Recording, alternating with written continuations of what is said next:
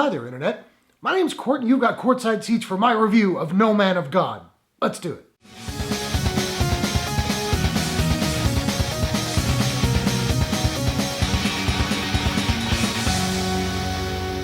No Man of God is a biography crime drama from director Amber Sealey and RLJE Films. The movie stars Elijah Wood, Luke Kirby, Robert Patrick, Aleksa Palladino, and W. Earl Brown. The complicated relationship that formed between the FBI analyst Bill Hagmaier and serial killer Ted Bundy during Bundy's final years on death row. So this movie only came onto my radar very recently when I heard Elijah Wood talking about it on a podcast. Don't remember which podcast, but there it is. And I was intrigued right away. I've always had kind of a morbid curiosity about these kind of topics. I think a lot of us do. And I like Elijah Wood. Well, I gave it a watch today, and I'm glad I did. I wouldn't say that I loved this movie, but there was a lot about it that I really did appreciate. But first, let's get the elephant in the room out of the way. There's a lot of Silence of the Lambs going on in this flick. FBI agent goes to visit a serial killer for profiling, but then the killer wants to know about his family life. Now, granted, this is a true story that the original Silence of the Lambs novel was loosely inspired by, so it makes sense that there would be similarities there. But some of those similarities are really striking to the point of distraction. There's a scene where Elijah Wood's character meets with the warden. The warden's like, he's not gonna talk to you.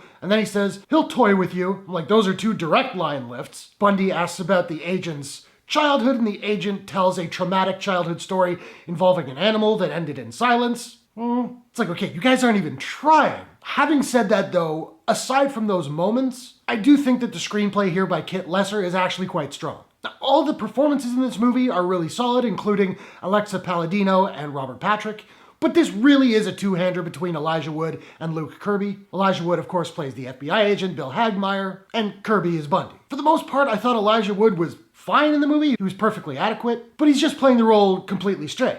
He's not given a chance to do a lot of emoting. So I was like, yeah, he's doing fine. But he has a couple sequences towards the end, one in particular, where he's really, really good. Now, Luke Kirby, who I found out grew up about an hour and a half that way, so that's cool. He absolutely crushes it in this movie. I don't know too much about how Ted Bundy talked or walked or whatever, but in watching this movie, I could tell that Kirby was doing something very specific, and it was working for me. After the movie finished, I looked up a couple interviews with the real guy. I'll say this, the voice wasn't perfect. It was close, it wasn't perfect, but the physicality was spot on. The way he carried himself, the way he would always sort of hunch over and look up at the person he was talking to, his mannerisms, nailed it. Quite a chilling performance. I tend to enjoy bottle movies, but I will say the first half of this movie is basically just two guys in a room talking to each other. And while the conversations are well written and engaging, I did find the movie was starting to drag. About the midpoint of the runtime though, the movie does introduce what is essentially a ticking clock aspect that really does get the film going again. Now, much of the editing here is pretty straightforward, nothing fancy. Again, we're talking about two guys just chatting with each other for half the movie. But towards the end, as everything is really starting to come to a head, the editing becomes purposefully jagged as Wood's character becomes more and more disoriented, and I thought it worked quite well. No Man of God will not be for everyone. Some people will be put off by the material. I get that. Others may well find it boring. I can get that too. If you like true crime, however, I definitely think this is worth checking out, if nothing else for the performances alone. Now, normally at this point in my review, I would do my silly rating system joke, but considering this is a true story about a man who killed a lot of people,